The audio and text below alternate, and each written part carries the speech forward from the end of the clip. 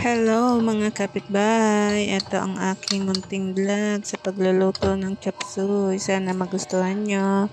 Ito ay tipid ulam sa halagang 150. May masarap at masustansya kang chop suey. Ito nga po at ipiprito ko na po yung ating pangsahog na baboy. Ayan.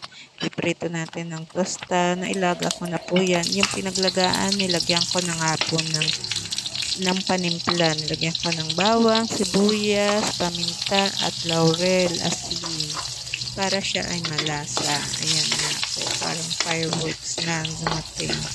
Kaya iniwasan ko na po. Ayan, magigisa na po tayo ng bawang sibuyas para sa ating ginisang gulay. Ayan, nilagay ko na nga po yung sayote para lumambot na rin po ang ating sayote. Alam mo po ba yan? Ay ganyan po ako magluto. Kaya sa mga ibang version naman ng pagluluto, sana huwag niyang husgahan kung ano yung klaseng luto ko. Ayan nga po, nilagay ko na yung carrots. Huwag ka, pang mayaman ang hiwa, pabulaklak, diba? Sana yan ay magustuhan niyo. Sa paghihiwa lang po, paakit-akit na rin po ang kulay ng ating carrots. Ayan nga po. Gigisahin lang po natin at ilalagyan natin ng kaunting sabaw. Yung sabaw nga po pala, yun yung pinagkuluan ng baboy.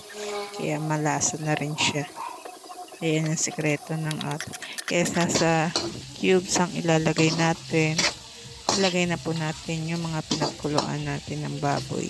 Malasa na rin po yun. Asin na nga po nilagyan ko, kaya hindi na rin po ako nagtimpla ng asin dito sa aking niluluto. O yan, lalagay na natin yung kaunti. Hindi po natin uubusin dahil diyan ko po ilalagay sa natira yung oyster, paminta at saka cornstarch. Din na rin natin tutunawin para isang buhos na lang po siya. O diba? Mga kapitbahay, ganyan po ang aking version ng pagluluto ng aking chop suey. Yan ay chop suey-yan lang pero masarap. Kaya sundan nyo ako sa mga nagtitipid at paano pagkasyahin ang inyong halagang 150 sa oras ng inyong tanghalian. Ayan nga po, bumili lang po ako ng mga kakaunting gulay niyan kaysa dun sa nabibiling balot-balot. Pangit po kasi pag balot-balot na yung bibilhin mo tapos yun ang gugulayin nyo. May mga ano na po yun, pinagbabaran sa ibang ano. Kaya matagal malanta. Hindi nyo po ba napapansin kung bakit matagal lumanta ang gulay ng balot-balot? Kaya yan, bumibili ako ng kahit pa unti-unti. Pag marami na po pinagsama-sama, ayan, makakaulam na po ng 4 na katao. Ayan nga po, nilagay ko na rin po yung ating pechay bagyo. Ayan nga po pala ba, kasi mahal ang repolyo, kaya pechay bagyo ang aking nilagay. Ayan nga po, pechay bagyo ay pwede na rin naman po sa chop suey. Pagkat magkamukha rin naman sila ng repolyo. Hindi rin naman aangal ang kasama niya. Bakit sila ay pechay bagyo, 'di ba?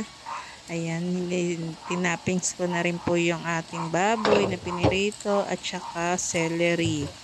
O celery, pampalasa po yan. Maganda po sa katawan ang celery. Kaya pag magluluto po kayo, huwag niyo kakalimutan ng celery. Ayan nga po. Ayan, hintayin lang po nating kumulo siya at nilagay ko na rin yung sauce na pinaghalo-halo kong pampalasa. Yan nga po. Tapos pakukuluin lang natin ng bahagya kasi para siya ay lumapot na. Diba? Hintay-hintay lang po natin at paluto na at ready na tayo lumapang. Ayan mga kapitbahay, sana magustuhan nyo ang aking version ng chop suey, tipid, ngunit masarap. Salamat sa mga manonood at magpapalo. Subscribe na lang po sa aking munting vlog, Mitch Vlogger. Ayan ang aking Mitch vlog. Thank you. Ang unang-una ko pong lutong ulam, mga kapitbahay, ang chop suey. Thank you very much.